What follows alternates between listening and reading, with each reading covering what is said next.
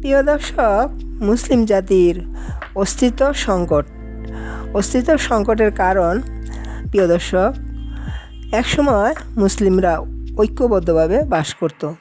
তখন মুসলিমরা ছিল শক্তিশালী। তারা দিক দিগন্তে ইসলামের বাণী ছড়িয়ে দিয়েছে, প্রতিষ্ঠা করেছে আল্লাহর দিন, রাজত্ব করেছে বিশ্বজুড়ে। প্রিয় দর্শক, সমাজে তখন শান্তি শৃঙ্খলা প্রতিষ্ঠিত ছিল, মানুষ সুখ শান্তিতে বাস করত।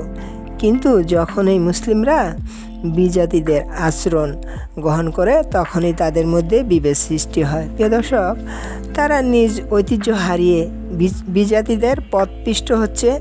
তাই মুসলিম জাতি আজ স্বীয় অস্তিত্ব সংকটে ভুগছে। প্রিয় দর্শক, এই অস্তিত্ব সংকট থেকে উত্তরণের উপায়, মুসলিমরা যদি তাদের হারানো ঐতিহ্য তথা আল্লাহর দিন পূর্ণভাবে মেনে চলে, তবে তাদের অস্তিত্ব রক্ষা করতে পারবে। আর বিজাতীয় অভ্যাস ত্যাগ করতে হবে। আর দিনকে বাঁচাতে পারলে জাতিকে বাঁচানো যাবে। এটাই মুসলিমদের সংকট উত্তরণের একমাত্র পথ।